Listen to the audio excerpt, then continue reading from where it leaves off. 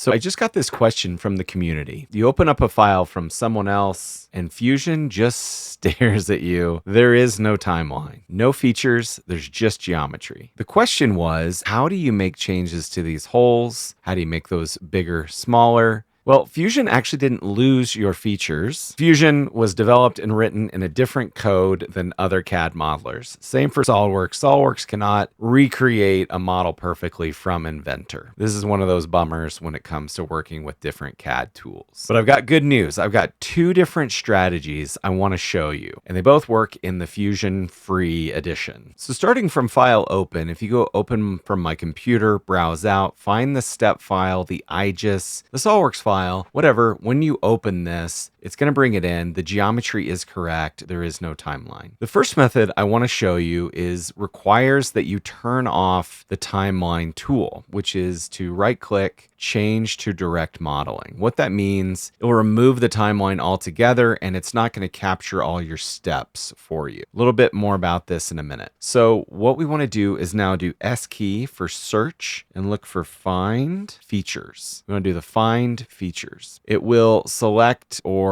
bring up all of these different features that you can look for when it's recreating this design. I want all of them, and I'll go over and make sure that the body of this design is selected, not hidden, selected. Click OK, and it will recreate this sort of pseudo timeline or series of features. Just remember, this isn't everything about the design. That's kind of the limitation. But in this case, because this is a prismatic feature, there are a lot of extrudes and holes and fillets and chamfers. It does an okay job of recreating a lot of it. Now, let's do this first, this hole. So if your goal is to edit this hole, right click, edit hole. And this would allow you to reuse the hole feature to get the size that you want over here and make the changes that you want. This little hole, if I right click, I could delete it and then it'll remove that and fill it back in, or I could just make changes. Can also select this fillet, edit the fillet, increase the size. It's got 4 different fillets. Trying 1.2.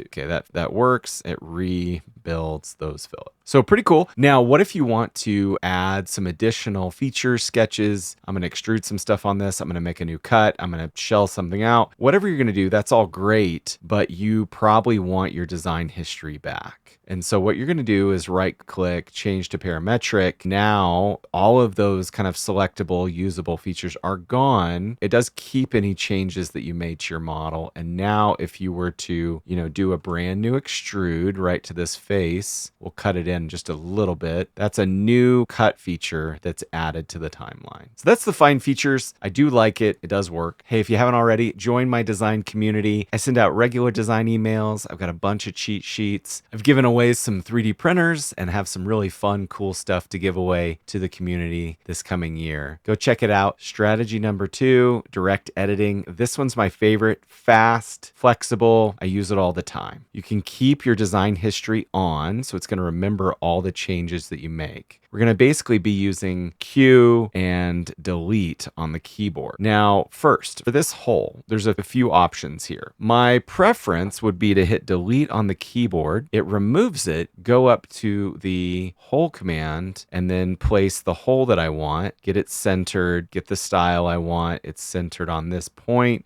Fill all of this out, click OK. I now have a brand new hole feature that's fully editable. I can right click and make changes. Now, one alternative that's a little bit faster maybe, because this is a simple hole, hit Q, select this face, and you can basically stretch it. You can make it a little bigger, you can make it a little smaller. You get to plug in the value that you want, hit enter, it's making that change for you. The same goes for things like this shaft. If I were to hit Q, my favorite is to do a brand new offset because it adds an additional feature and I find that it is more robust and more capable to solve. If you use the modify existing, it's going to just change the existing model. I have found limitations with that, and it's not a new feature. I like having the new feature that's editable in the timeline. When I do this and I drop it down and it's a new offset, and it's less, it's going to add this as a cut extrude to our model. It's showing as an offset offset face as the feature name, but I think of it as a cut extrude. Okay, if I select this chamfer and hit delete on the keyboard, it fills that geometry back in. And now I like to add it back with the chamfer on this edge that's now fully editable, can be changed in the future easily for me. So no, Fusion isn't actually broken when you open models from other CAD engines, other tools. You just have to know some of these techniques in order to make the changes and the edits. Hope this helps. I'll see you guys in the next video.